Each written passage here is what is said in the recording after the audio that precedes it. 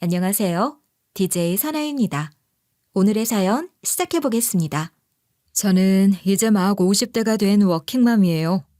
딸 하나, 아들 하나를 키우면서 또 일도 열심히 하면서 사는 중이죠. 저는 늘 아이들에게 남들 눈 신경 쓰지 말고 열심히 자기 할 일만 하면서 살면 된다고 가르쳐 왔어요. 저 역시 저희 부모님에게 그런 가르침을 받았고 성인이 된 이후에도 늘 그렇게 살아왔거든요.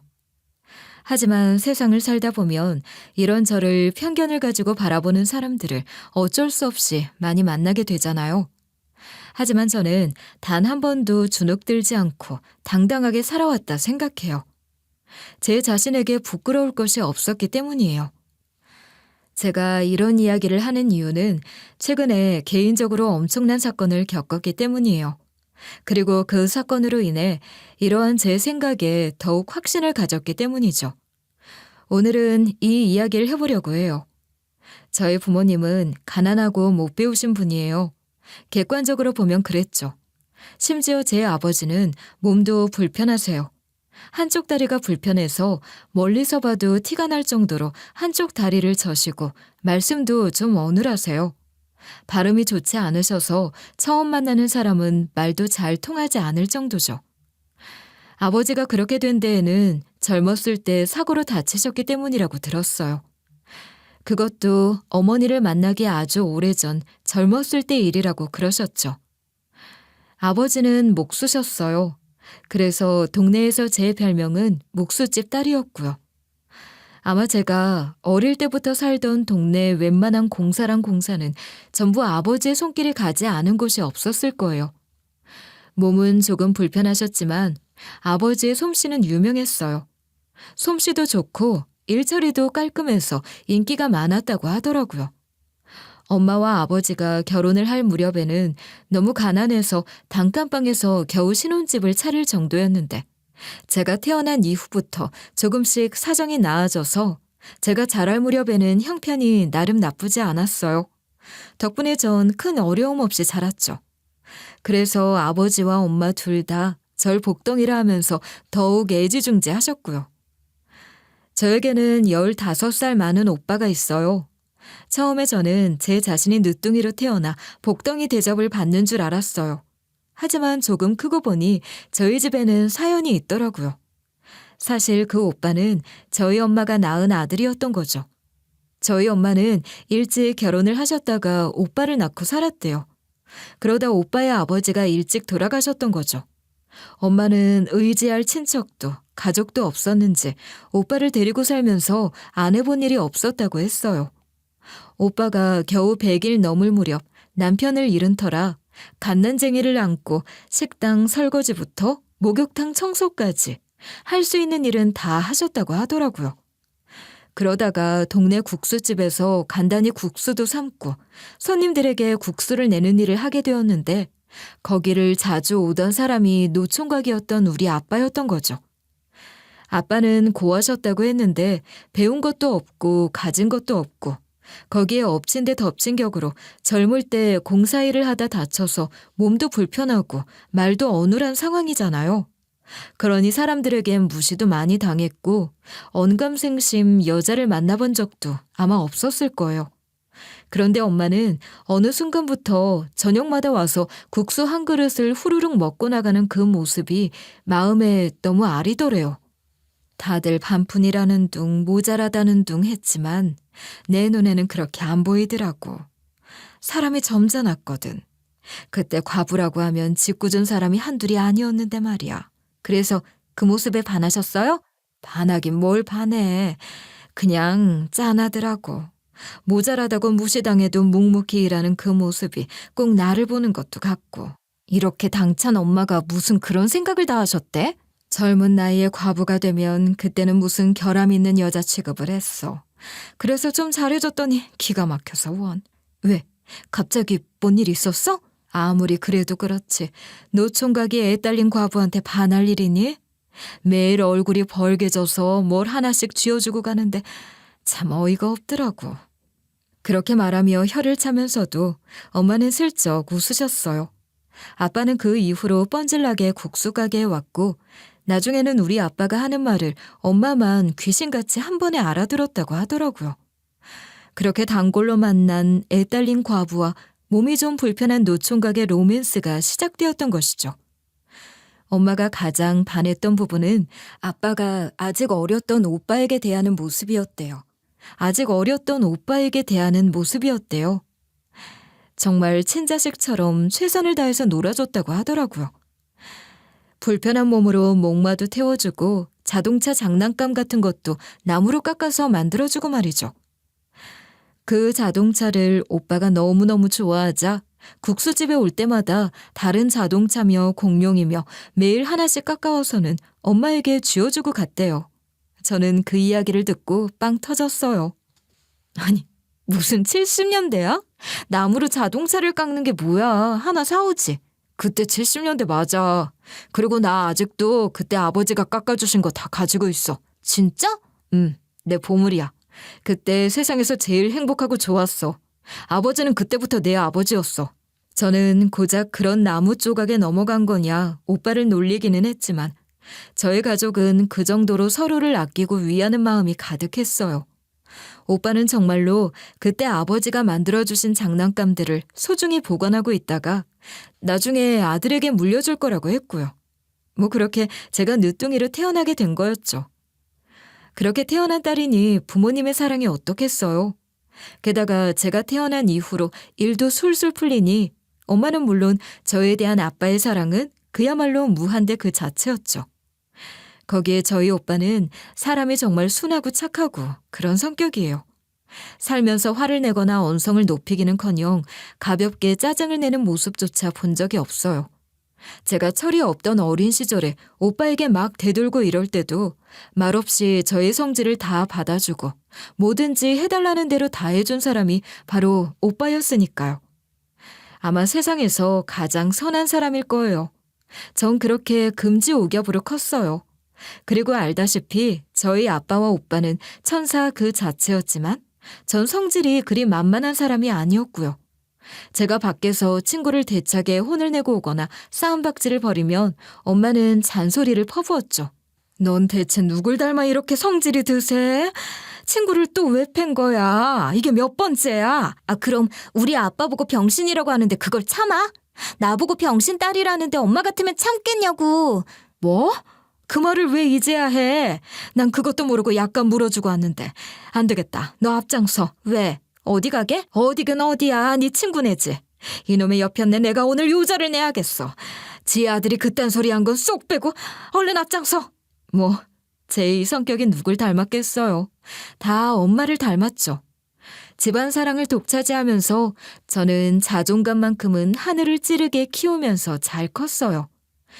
동네에서고 학교에서고 절 건드리는 사람은 없었고 전 누가 뭐라든 눈도 깜빡하지 않는 사람으로 컸죠. 제가 고등학생이 되던 무렵 아버지는 동네에서 꽤 큰 목수 사무실을 열었어요. 오빠도 거기서 함께 일을 했고요. 오빠는 아빠와 무슨 인연이었는지 피는 하나도 안 섞였지만 성격도 닮았고 재주도 닮았어요. 어릴 때부터 미술에 재능을 보였고 나무 조각에 천부적인 재주를 보여서 대학도 공예과를 나와 졸업하자마자 아빠와 같이 일을 시작한 것이죠. 그 둘이 나란히 앉아 묵묵히 일을 하고 있는 걸 보고 있으면 오히려 저보다 그 둘이 진짜 친부자간으로 보일 정도였어요.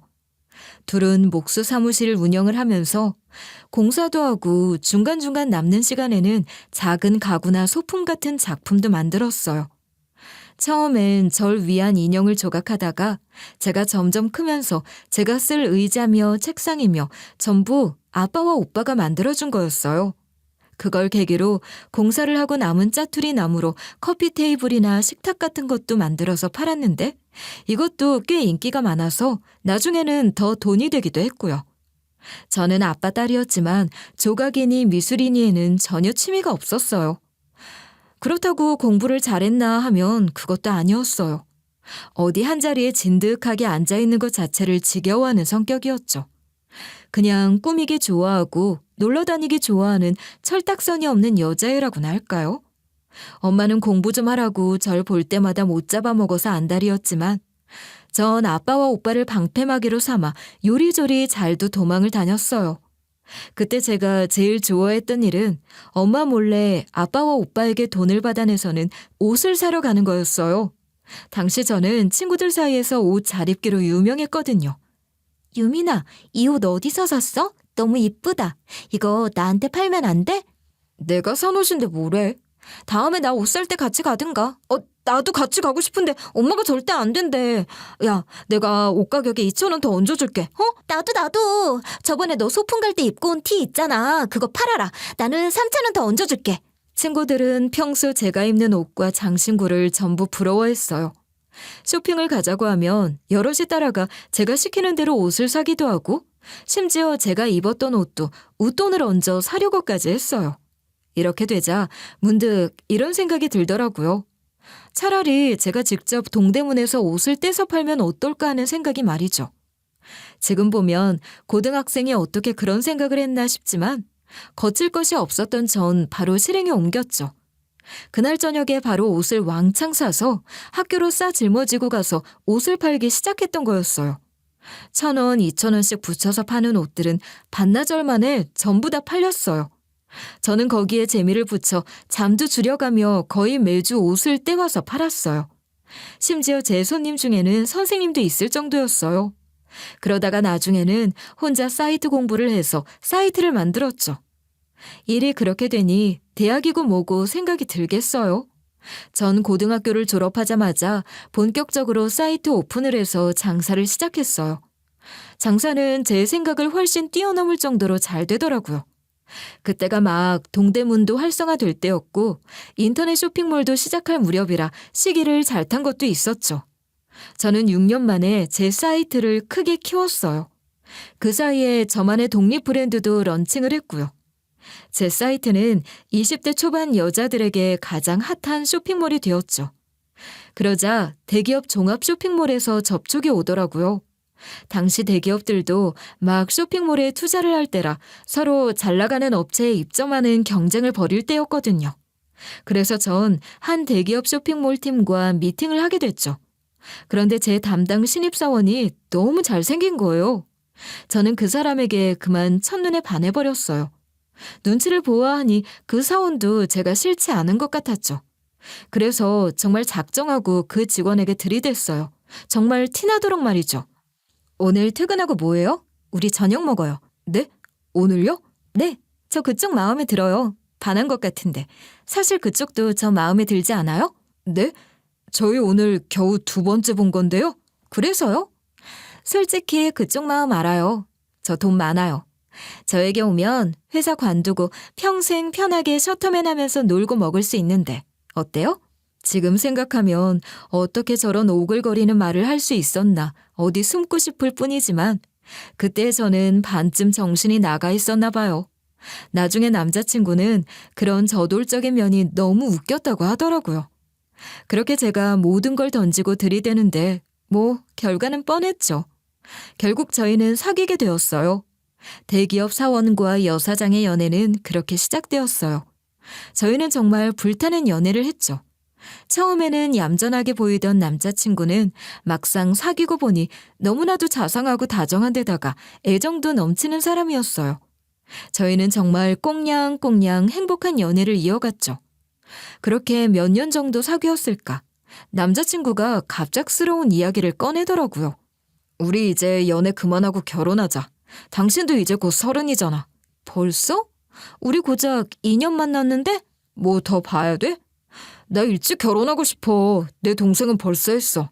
아니, 아직 결혼 생각까지는 안 해봤는데. 아니, 1억이야? 결혼도 안 할 거였으면서 나 꼬실 때 장가 운운한 거야? 난 결혼을 전제로 사귄 건데. 이거 사기 아니야? 아니, 안 한다는 게 아니라 아직 좀 이르지 않냐는 거지. 이르긴 뭐가 일러. 둘 다 직장 멀쩡하겠다. 나이도 찼는데. 결혼 안 하면 내가 인터넷에 이 회사 사장 결혼 사기꾼이라고 소문낼 거야? 투정을 부리면서 결혼을 조르는 남자친구의 모습이 너무 귀엽고 웃기더라고요. 그래서 저는 일단 남자친구를 저희 집으로 데려갔어요. 제가 너무나도 사랑한 남자친구와의 결혼을 조금 망설였던 이유는 사실 제 이전 기억 때문이었어요.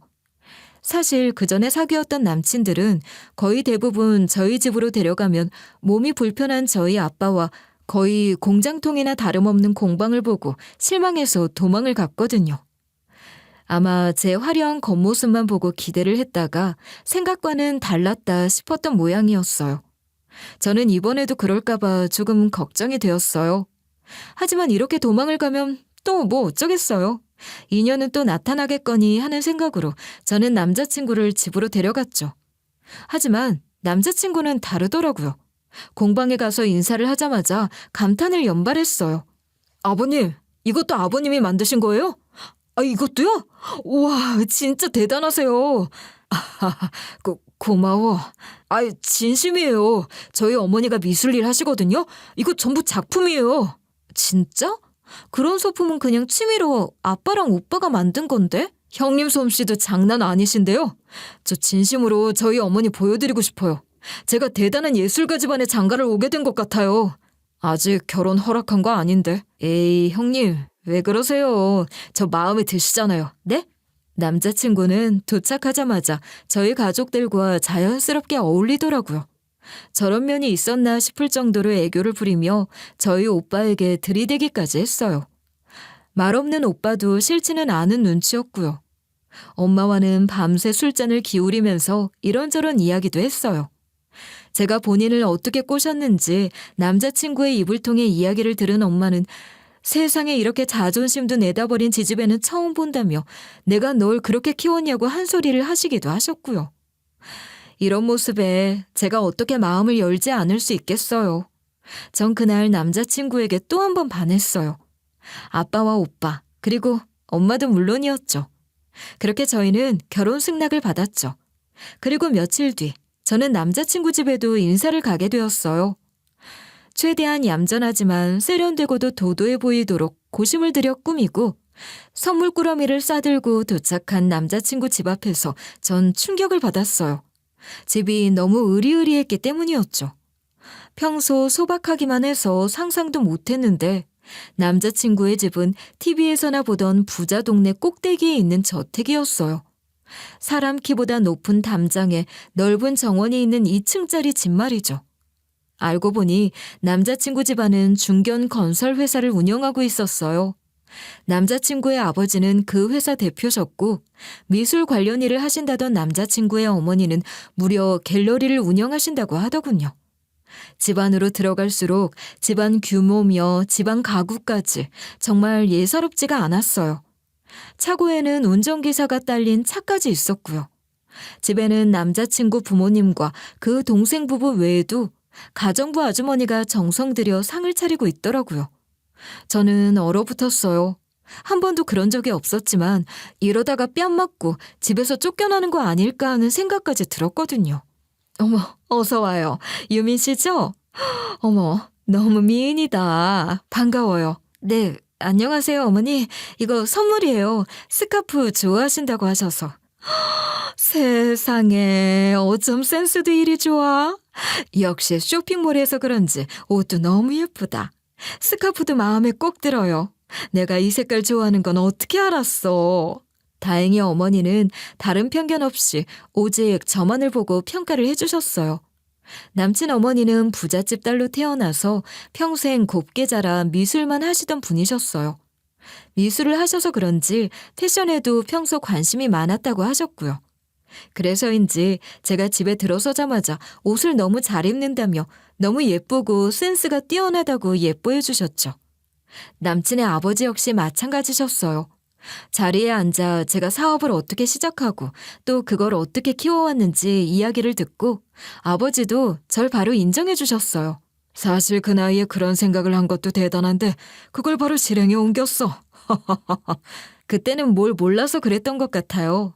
저도 어떻게 그런 용기가 났나 싶어요. 그래도 정말 대단한 거예요. 그런 패기가 요즘 사람 같지가 않아. 정말 대단해. 아빠, 제가 뭘 했어요. 진짜 대단한 장부라고 그랬잖아요. 사업하라니까 무섭다고 홀랑 회사로 취직을 한 너보다 낫다. 너는 이제 평생 먹고 살 걱정은 없겠어. 이렇게 화기애애한 대화가 오고 가는 와중에 신경이 쓰이는 사람이 있더라고요. 바로 남자친구의 남동생 부부였죠. 아니, 정확히 말해 남동생의 아내라는 사람이었어요. 제 예비 동서였죠. 남자친구의 남동생은 과묵한 편인 듯 했어요. 토목학과를 나와 시아버지 사업을 같이 할 예정으로 시아버지 회사에서 일을 하고 있다고 했고요. 리액션이 크지 않았지만 남자친구 남동생 역시 이야기에 귀를 기울이며 고개도 끄덕이고 웃기도 했지만 그 옆에 앉아있는 예비 동서는 표정이 너무 좋지 않았어요. 둘은 일찍 결혼을 해서 시부모님 집에서 같이 사는 중이라고 했어요. 보기에는 엄청 수수하고 평범해 보였죠. 하지만 보이는 게 다가 아니더라고요. 처음 현관에 들어서는 절 보자마자 피식하면서 얼굴을 돌리는데 처음에 전 잘못 본 줄 알았을 정도였으니까요. 그런데 그게 아니더라고요. 저희가 즐거운 분위기에서 이야기를 나누는 와중에도 그 예비동서는 똥 씹은 표정을 하고 고개를 수그린 채 묵묵히 밥만 먹더라고요. 그러다 숟가락을 탁 내려놓더니 저에게 그랬어요. 그래서 대학은 어디 나오셨어요? 아, 전 대학 안 나왔는데요. 네? 고졸이라고요? 고졸? 아니, 요새 대학 안 나온 사람도 있어요? 대체 공부를 얼마나 못했길래? 순식간에 분위기가 얼어붙었어요. 남자친구가 얼굴을 굳혔고 시부모님도 눈치를 줬어요. 남자친구 동생의 얼굴도 벌겋게 되더라고요. 그랬더니 예비 동서라는 여자는 겸연쩍은 듯 변명을 하더군요. 아니, 전 고졸을 처음 봐서 신기해서 그러죠. 어머, 그러세요? 친구가 되게 없으신가 보다. 뭐라고요? 아니, 어떻게 지내셨길래 대학 친구만 있어요? 저도 신기하네요. 저는 그냥 웃어 넘겼어요. 하지만 속으로 생각했어요. 요년 봐라. 예비동서는 고졸이 제 약점이라 생각한 것 같았어요. 그걸 무기로 잡았다 생각했는지 제가 대학을 안 나왔다고 하자 반짝하고 눈빛이 빛나는 걸 전 분명히 봤거든요. 하지만 제가 어디 그까짓 도발에 넘어갈 사람인가요? 오히려 그런 말이 제 전투력을 높이더라고요. 예비 동서는 날카로워 보이는 인상에 꾸밀 줄도 모르고 성격도 무뚝뚝해서 살가운 점이 한 군데도 없었어요. 지금 시어머니와 같은 미술 쪽 대학원 박사과정 학생이라고 하는데 보기에도 세상 물정 모르고 공부만 한 범생이처럼 보였어요. 그 이후로도 예비 동서는 뭐만 하면 공부 이야기를 꺼내더라고요. 무슨 말만 하면 공부를 안 해보셔가지고 몰라서 그렇다는 둥, 대학을 안 다녀보셔서 모른다는 둥. 하지만 그 말에 기가 죽을 제가 아니죠. 전 그따위 동서딸이의 말은 신경도 쓰지 않았어요. 그깟 거 무시하거나 아니면 말로 밟아주면 그만이니까요. 저희는 무사히 결혼을 해서 잘 먹고 잘 살았어요. 아이도 딸 하나 아들 하나 건강하고 이쁜 아이들로 낳았고요. 시간이 지나도 남편은 여전히 자상하고 절 사랑해 주었고 사업도 여전히 잘 되었어요. 시어머니는 물론 시아버지도 절 예뻐하셨죠. 하지만 그 동서는 끝까지 삐딱선을 타더라고요. 그리고 절 엄청 신경을 썼어요. 제가 첫 아이를 낳고 시부모님이 너무 좋아하시는 걸 보자마자 동서도 갑자기 임신을 하더니 아이를 낳았을 정도니까요. 교수 임용 전까지 아이는 절대 안 가질 거라 우기던 사람이 말이죠. 그리고는 사사건건 자기는 많이 배워서 이렇게나 아이를 잘 키운다. 형님은 대학 안 나오셔서 모르겠지만 그렇게 육아하시는 거 아니다 소리를 얼마나 하던지. 나중에는 참던 시어머니가 그놈의 대학 소리 좀 그만하라고 화를 내실 정도였으니까요. 하루는 저희가 큰 집을 사서 이사를 하고 가족들을 전부 초대했어요. 아이들이 좀 커서 인테리어도 제 취향에 맞게 열심히 꾸민 집이었죠. 시어머니는 집에 들어서자마자 감탄을 하더라고요. 어쩜 이렇게 멋지게 꾸몄니? 전문 인테리어 디자이너가 했다고 해도 믿겠다, 세상에. 어머니는 매번 그러셔. 그냥 제가 남는 시간에 쉬엄쉬엄 한 거예요. 이게 너희 아버지가 만드신 작품이야? 아우, 그새 솜씨가 더 늘으셨어. 언제 내가 공방에 다시 가야겠다. 아, 저번에도 가서 작품 다 사오셨잖아요. 괜찮아요, 어머니. 아니야. 넌 왜 너희 아버지 오빠 솜씨를 못 믿어? 내가 이번에는 아예 다 쓸어 와야겠어. 하지만 동서는 그런 저희를 보며 피식거리더라고요. 어머니, 아무리 인사치레라고 해도 너무 과해요.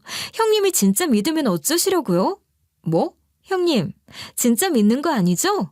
그런 작품 흉내를 내는 천박한 물건을 과하게 생각하실까봐 그래요. 망신당하실까봐. 열이 치솟더라고요. 제가 다른 건 다 참아도 제 가족 건드리는 건 못 참거든요. 그래서 처음으로 언성을 높였죠. 동서가 뭐가 잘나서 남의 작품 가지고 이불대? 갤러리에서 잘만 팔리는데 왜 알지도 못하면서 그래? 형님, 저 교수예요. 작년에 저 교수 된 거 잊으셨어요? 내가 있는 학교 명문대예요. 설마 대학 안 나오셨다고 그 정도도 모르시는 거예요? 동서, 말이 심해. 그만하지. 아니, 제가 엄연히 미술사 전공한 교수인데 그런 제 말이 틀렸다고요? 그럼 명문대 대학 교수가 이야기하는 게 잘못된 거예요? 진짜 나불대는 그 입을 한 대 때리고 싶더라고요. 시어머니가 말려서 대충 넘어갔지만 진짜 꼴배기 싫어서 미칠 것 같았어요. 그렇게 바라던 교수가 된 뒤로 동서는 더더욱 기세등등해지더니 자주 선을 넘어가며 저를 건드렸어요. 저는 애들 조기 교육을 안 시키고 그냥 마음껏 놀게 하고 자주 여행을 데리고 다녔어요. 평소에는 저나 남편이나 일을 하느라 바쁘니 휴가 때는 온전히 아이들과 보내려고 했던 것이죠. 1년에 한 번 정도는 외국으로도 데리고 가서 몇 달씩 있다가 오기도 했어요. 물론 제가 시간을 조금 자유롭게 조절할 수 있었기에 가능한 일이기는 했죠. 하지만 동서는 매번 지 아들 수학을 잘한다는 둥, 영어를 잘한다는 둥, 가족이 모이면 아이에게 영어로 말을 시키고 지들끼리 영어로 말을 하면서 갖은 꼴값을 떨었어요. 그래도 저는 무시했어요. 뻔히 절 도발하는 것이 뻔한데 그 얕은 수에 말리기는 싫었거든요. 하지만 이런 제 마음을 아는지 모르는지 동서는 그러고 매번 난리 부르스를 떨어댔어요. 이번에도 현수가 수학 경시대회 1등을 한 거 있죠? 영어도 잘하고 수학도 얼마나 잘하는지. 아니, 이제 겨우 2학년인데 수학 경시대회? 무슨 더하기 빼기 대회야? 형님, 어쩜 그렇게 모르세요? 요즘 초등학교 2학년이 옛날 같은 줄 아세요? 그래, 알았어. 현수 공부 잘하니 좋겠네. 부러워 동서. 아무래도 교수 아들이랑 형님 애들이랑 차이가 나긴 나죠? 공부를 해봤던 엄마가 공부도 잘 시키지 않겠어요? 진짜 대꾸도 하기 싫었어요. 생각 같아서는 아예 안 보고 살고 싶은데 시부모님과 한 집에 살고 있으니 그럴 수도 없었죠. 자주 우리 아이들을 보고 싶어하는 시부모님 생각하면 안 갈 수도 없고 동서 꼴 보기 싫다고 안 가는 건 또 자존심 상하더라고요. 솔직히 그 동서 아이가 착하기라도 하면 몰라요. 동서가 매번 끼고 돌면 천재라고 침이 마르게 자랑하던 시조카는 그야말로 폭군이었어요. 어찌나 버릇도 없고 어른 말도 듣는 둥 마는 둥 심술만 부리는지 그 엄마나 자식이나 정말 꼴배기 싫었어요. 거기에 시조카는 나이도 어린 동생이면서 제 딸에게 매번 뭐 가져와라 이래라 저래라 명령을 내리고 심술을 부렸어요. 더 어린 제 아들은 걸핏하면 괴롭히고 해코지를 했고요. 그나마 제 성격을 닮은 아들은 형에게 대들기도 하고 싸움을 하기도 해서 그나마 괴롭힘이 덜했지만 딸은 그렇지 않았어요. 대체 누굴 닮았는지 순둥이 그 자체였거든요. 제 속에 흐르고 있던 아빠의 피가 몽땅 다 딸에게 간 것인지 정말 속이 터져나갔어요. 다연아, 이거 뭐야? 현수가 또 꼬집었어? 엄마. 현수 형이 또 누나 팔 꼬집고 밀고 장난감 뺏었어. 내가 하지 말라고 말렸는데 막 눈을 이렇게 흘기고 막. 내가 너도 참지 말고 확 밀치라고 했잖아. 안 아팠어? 왜 엄마한테 얘기를 안 했어? 괜히 이야기하면 엄마 또 숙모랑 싸우잖아. 현수 내 동생이니까 괜찮아 엄마. 이러면서 천사처럼 웃기만 하는데 이걸 칭찬을 해야 하는 건지 다그쳐야 하는 건지 난감하더라고요. 그러다 결국 일이 터지고 말았어요. 그날도 식사 모임이 시댁에서 있었어요. 식사를 마치고 어른들끼리 모여 식탁에서 이야기를 하고 애들은 거실에서 놀고 있었죠. 그날도 전 동서가 교수 부심을 부리는 걸 귓등으로 듣고만 있었는데 갑자기 깍 하는 외마디 비명소리가 들리더라고요. 저는 자리에서 벌떡 일어났어요. 분명히 비명이 딸의 목소리였어요. 웬만해서는 그런 소리를 내지 않는 딸이었기 때문에 심장이 쿵 떨어지는 것만 같더라고요. 그와 동시에 아들이 울면서 허겁지겁 부엌으로 달려왔어요. 엄마, 현수 형하고 누나 때려. 너무 심하게 때려. 누나 살려줘. 뭐라고? 저 역시 외마디 비명을 지르며 허겁지겁 거실로 달려갔어요. 거기에는 정말 제 눈을 의심할 장면이 펼쳐져 있더군요. 현수 그 자식이 제 딸 머리끄댕이를 잡고 주먹을 휘두르고 있는 거였어요. 전 바로 눈이 돌아버렸어요. 그래서 곧바로 그 자식에게 달려들어 멱살을 잡아 제 딸아이에게서 떼어내고는 바닥으로 내팽개쳐버렸죠. 그리고 온몸을 던져 딸아이를 안았어요. 딸아이는 그 와중에도 울음을 참느라 입술을 악물고 있다가 제가 앉자 눈물을 터뜨리며 안기더라고요. 그때 뒤에서 비명소리가 들렸어요. 제가 시조카를 바닥에 팽개칠 때 조카가 머리를 바닥에 쿵 하고 부딪혔던 모양이었어요. 제가 순간 이성을 잃었던지라 시조카가 어떻게 되는지는 생각하지 않고 심하게 내던졌던 것이죠. 동서는 난리가 났어요. 현수야! 야, 너 지금 이게 무슨 짓이야? 야? 그러는 네 아들은 이게 무슨 짓이야? 내 딸 얼굴 안 보여? 애들끼리 좀 싸운 거 가지고 어른이 애를 내던져? 너 오늘 이리 와. 동서 역시 지 자식 일이라고 눈이 돌아서 달려들더라고요. 저희는 바로 붙었죠. 시부모님도 남편과 시동생도 저희를 말리지 못했어요. 하지만 공부만 하던 그년이 저에게 상대나 되겠어요? 저는 옳았구나 하고 바로 동서년의 머리끄댕이를 잡아서 아들 옆으로 같이 내팽개쳤어요. 너나 아들 교육 잘 시켜. 어린 놈이 벌써부터 이런 짓을 해? 너 고소할 거야. 애들끼리는 싸움이지만 당신이 내 아들에게 한 건 폭력이야. 뭐가 어쩌고 어째? 이게 폭력이면 네가 나한테 한 건 뭔데? 절대 용서 못해. 너 두고 봐. 그 잘난 사업도 내가 망하게 해줄게. 동서는 눈을 희번덕거리더니 울어대는 지 아들을 안고 병원을 가야겠다며 사라졌어요. 그리고는 진짜로 절 고소했죠. 아동학대와 폭력으로 말이죠. 시부모님 두 분이 다 나서서 동서를 말렸지만 씨알도 먹히지 않는다 했어요. 제가 한 행동에 후회는 없었지만 솔직히 골치가 아팠어요. 이 고소가 커지면 사업에도 타격이 있었거든요. 고민을 하시던 시어머니가 하는 수 없이 절 집으로 부르셨어요. 동서를 설득해 놨으니 와서 화해를 하고 사과를 하라고 말이죠. 네 마음 다 알아. 아는데 어쩌니. 그냥 어른이 아이에게 심했다. 눈 딱 감고 사과하자. 고소가 커지는 건 막아야지 않겠니? 응? 네, 어머니 말씀 뭔지 알아요. 그래, 네 동서도 교수인데 이거 소문나는 거 원하지 않을 테니 사업 생각해서라도 참아. 내가 윤 기사님 보냈으니 그 차 타고 와. 괜히 심란한데 운전하지 말고. 윤 기사님은 시부모님 댁에서 오래 일을 하시던 운전기사 분이셨죠. 제가 차 뒷자리에서 우거지상을 한 채 한숨을 푹푹 쉬는 걸 힐끗 보던 윤 기사님이 갑자기 한적한 곳으로 가시더라고요. 그리고 차를 세우셨죠. 그러면서 저에게 이러는 거예요. 큰 사모님, 작은 사모님 때문에 심란하시죠? 윤 기사님도 들으셨죠? 네, 솔직히 마음이 편하진 않네요. 작은 사모, 큰 사모님께 찍소리도 못하게 해줄까요? 와보세요. 제가 무슨 소리냐고 했지만 윤 기사님은 따라오라고 하면서 차에서 내려 차 트렁크를 열더라고요. 그리고 그 안에 들어있던 작은 종이 가방을 건넸어요. 안에는 USB 몇 개와 사진이 가득 들어있었고요.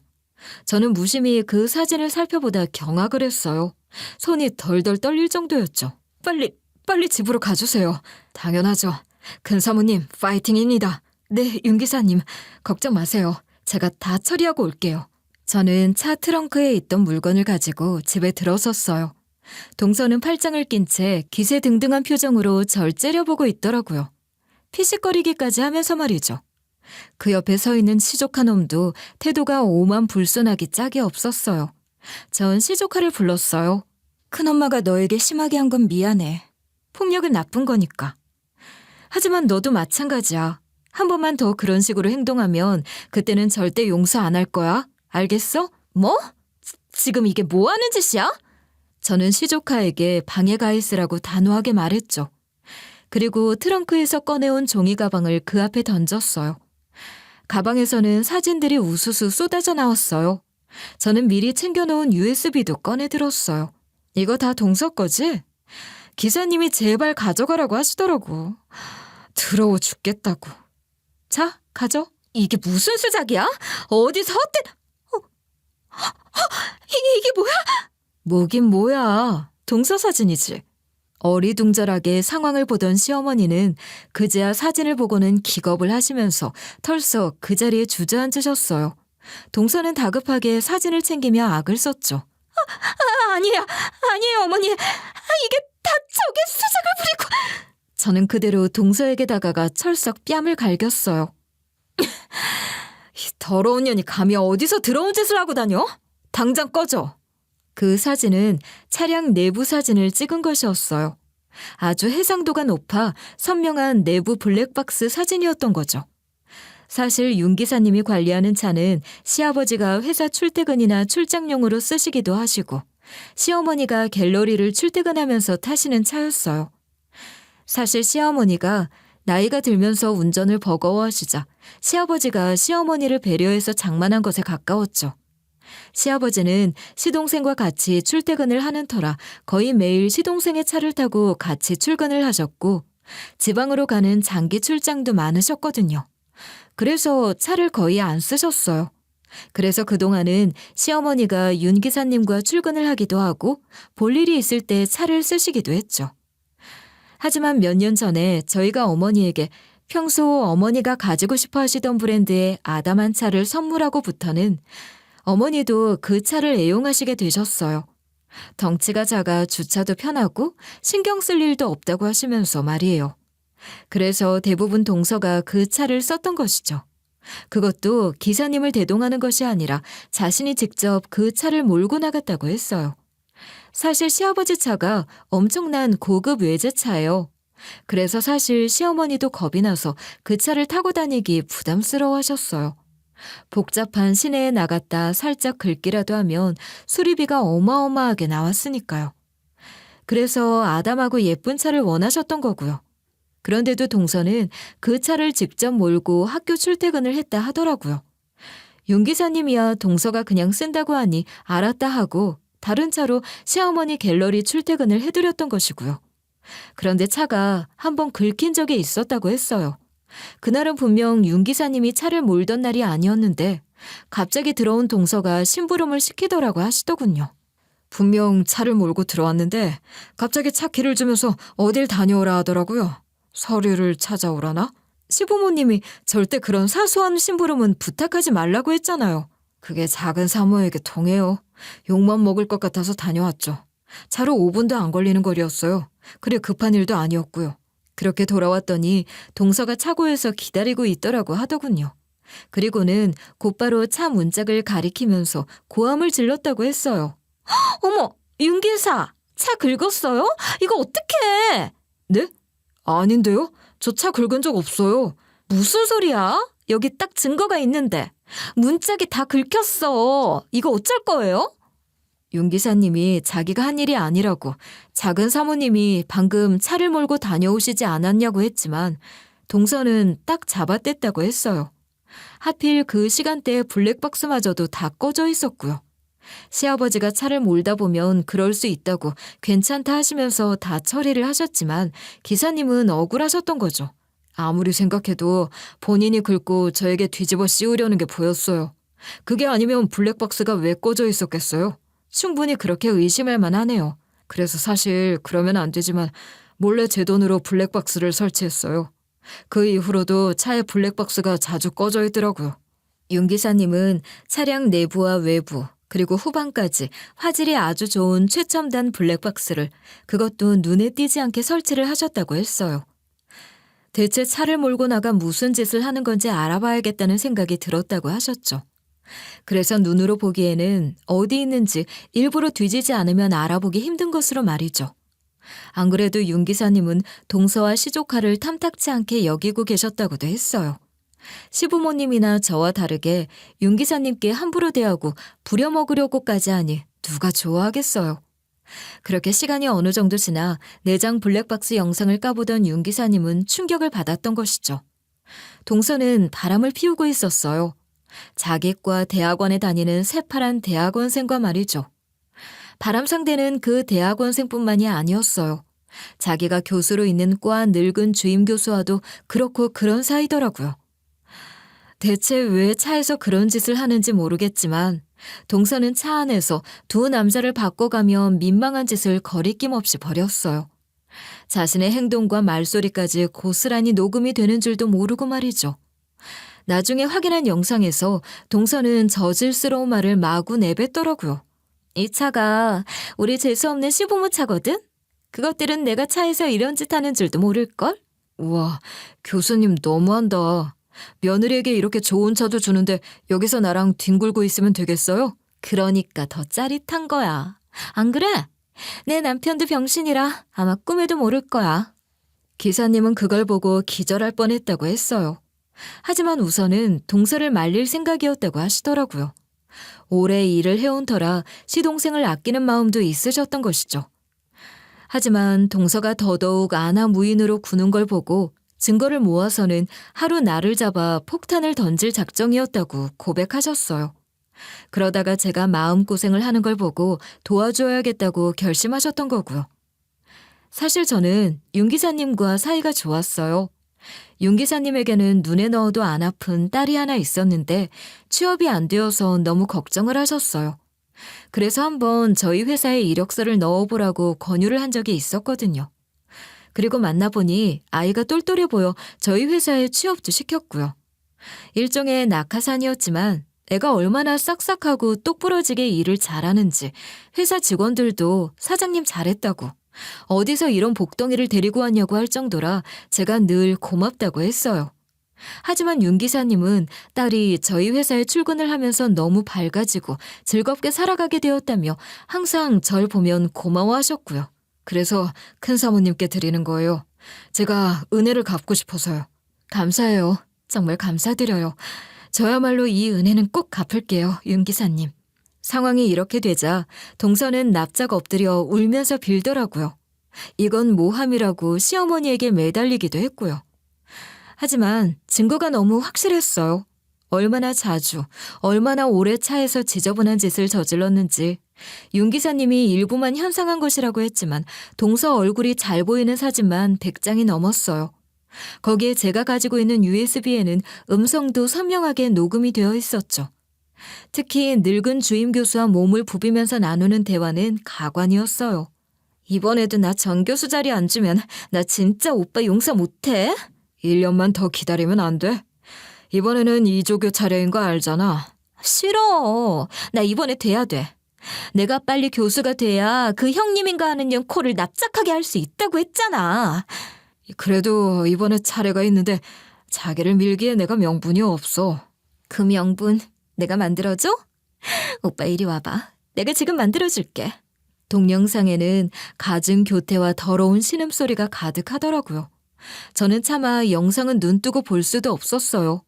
동영상 안의 동서는 욕설을 입에 달고 살면서 이 남자 저 남자와 비윤리적인 짓을 서슴없이 저지르는 저질스러운 사람이었어요.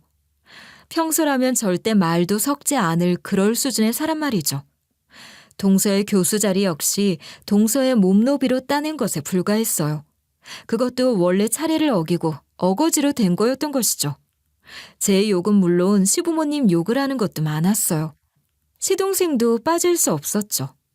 동서에게 시부모님은 재수없는 늙은 것들이었고 저는 무식한 년이 사업한답시고 나대는 인간에 불과했어요.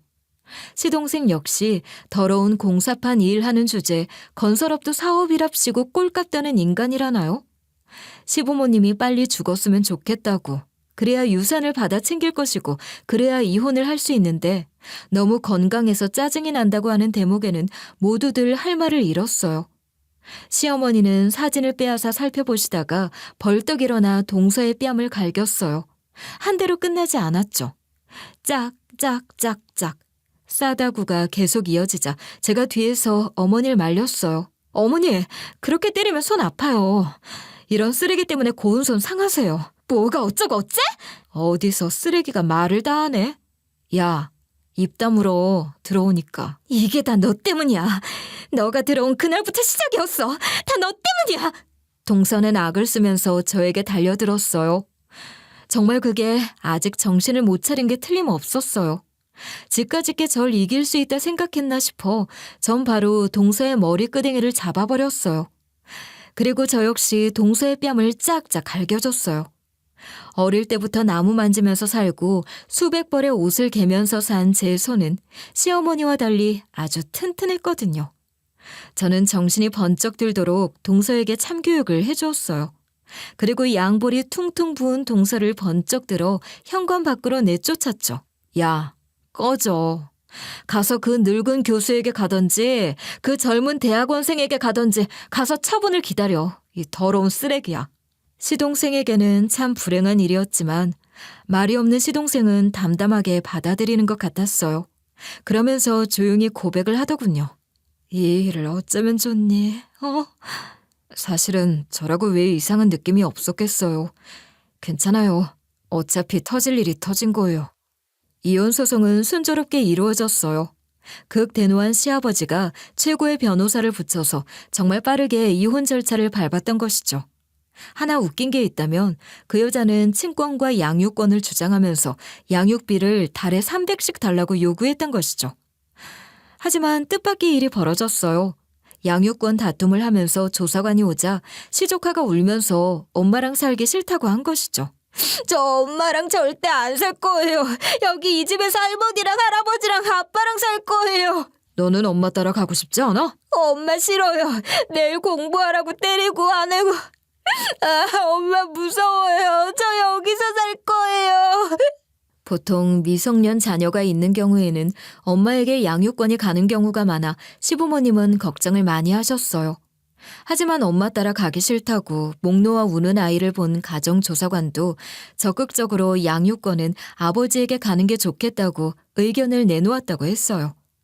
거기에 혼인 파탄의 책임도 동서에게 있었으니 결국 전 동서는 양육권과 친권을 가져가지 못했죠. 그래서 아이는 시댁에서 계속 키우게 되었어요. 그러자 안 되겠던지 그 여자는 재산을 분할해달라고 또 끝까지 고집을 부리며 난리를 쳤던 모양이더라고요. 하지만 실상을 까고 보니 결혼할 때 전 동서가 가져온 것은 숟가락 한 짝도 없었어요. 살고 있던 집도 그 부부의 명의가 아니었고요. 게다가 시동생은 공식적으로 하면 그냥 시아버지 회사에서 월급을 받는 월급쟁이에 불과해 떼어줄 만한 재산도 없었던 것이죠. 오히려 결혼을 하고 난 뒤 대학원 학비며 생활비를 전부 다 시댁에서 대줘서 공부도 시키면서 먹여 살린 상황이라 시댁에서는 위자료 청구 소송도 했다고 하셨어요. 그렇게까지는 하고 싶지 않았지만 끝까지 그 악을 떠는 걸 보고 그대로 둬서는 안 되겠다고 말이죠. 뒤늦게 나타난 전 동서의 부모는 평범하고 소박한 사람들이더라고요. 지방에서 소박하게 공무원 생활을 하는 전 동서의 아버지와 가정주부로 사는 전 동서의 어머니는 적어도 인간의 도리와 염치는 알고 있었어요. 그분들은 고개를 숙여 정말 죄송하다고 본인들이 딸을 잘못 키운 것 같다며 위자료를 건네고 딸을 데리고 사라졌어요. 지방에서 노부부가 살던 집을 팔아 마련한 돈이라 나중에 들었어요. 일이 그렇게 정리가 된 뒤로도 악독한 전 동서는 저와 연관된 고소를 계속 진행하겠다고 우겨댔어요. 절대 용서하지 않겠다나요? 보다 못한 시동생이 경고까지 했다고 했어요. 그래, 고소할 거면 해. 우리 식구 건드리면 그때는 나도 가만히 있지 않을 거니까. 뭐? 식구? 어떻게 그년이 당신 식구야? 야, 형수님이야. 그러니까 당연히 내 식구지. 하고 싶은 대로 해봐. 내가 너 아예 한국에서 얼굴 못 들고 다니게 해줄 테니까. 시동생은 곧바로 전 동서와 불륜을 저지른 대학 교수와 그 대학원생에게 간통 민사도 걸었어요. 위자료 액수가 그리 크지는 않았지만 소문은 파다하게 퍼졌죠. 어떻게 알았는지 소문이 일파만파 퍼지자 그 교수와 전 동서는 동시에 바로 해임이 되었고 동서 때문에 밀려난 사람이 교수가 되었다고 하더라고요. 막막해진 전 동서가 그 교수에게 찾아가 매달렸던 모양이었지만 그게 상황을 더욱 악화시켰다고 했어요. 그 교수 역시 가정에 있는 사람이라 학교에 들이닥친 교수 부인과 그 자매들에게 다 쥐어뜯겨서 난리가 났어요. 전 동서가 여자 여럿에게 둘러싸여 매를 맞고 대학 한복판에 내팽개쳐지는 동영상이 인터넷에 퍼져버리고 만 것이죠.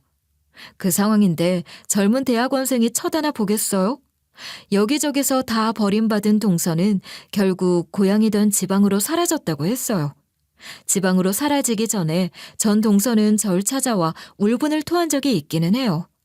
출근을 했더니 새벽부터 기다렸는지 잔뜩 핏발선 눈으로 현관에서 절 기다리고 있던 전 동서가 아글아글 썼던 것이죠. 여기까지 웬일이야? 무슨 할 말이 남았어? 난 네가 너무 싫었어. 너만 아니었으면 내가 잘 살았을 거야. 이제는 네가 바람핀 것까지 내 탓이야? 어이가 없네. 고작 고졸인 주제에 옷 좀 잘 입고 얼굴 좀 이쁘다고 시어머니 이쁨 받는 게 얼마나 보기 역겨우는 줄 알아? 머리 든 것도 없는 주제에. 뭐라고? 내가 그 자리에 얼마나 힘들게 올라갔는지 알아? 이쁨 받으려고 내가 얼마나 노력했는데. 그런데 넌 아무 노력도 없이 단번에 관심을 다 받았잖아. 기가 막혔어요. 동서가 본인의 외모에 콤플렉스가 있었고 절 질투하고 있다는 건 알았어요. 하지만 그렇다고 그런 짓을 저지른 게 정당화가 되나요? 남 탓도 유분수지. 들을 가치도 없어서 전 경비 아저씨를 불러 그 인간을 쫓아내버렸어요. 그 이후로 저희 집은 더욱 평화로워졌어요. 졸지에 엄마가 없어진 시조카도 가끔 데리고 놀러를 가기도 하는데 그 이후로 시조카는 엄청 순해졌어요. 같은 아이가 맞나 하는 생각이 들 정도로 말이죠. 누나 말도 정말 잘 듣고 제 말도 고분고분 잘 들었거든요. 무엇보다 시어머니가 빡빡한 학원 스케줄을 없앴더니 아이가 밝아졌어요. 그 모습을 보니 왠지 마음 한켠이 짠한 것이 저 역시 엄마를 닮아 오지랖을 없애긴 글렀다 싶더라고요. 사업은 그 이후로도 잘 되어가고 있어요. 이제는 완전히 자리를 잡아서 중견이 되어가는 중이죠. 무엇보다 기쁜 것은 아빠와 오빠의 작품이 시어머니 갤러리에서 점점 더 잘 팔린다는 사실이에요.